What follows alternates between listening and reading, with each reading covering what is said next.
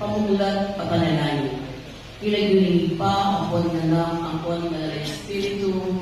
Amen. Ipangin at tsugan mo, pagsamantalangin na lakon, isa ka lang kararaktanan ng nagrodori pangigiyagye.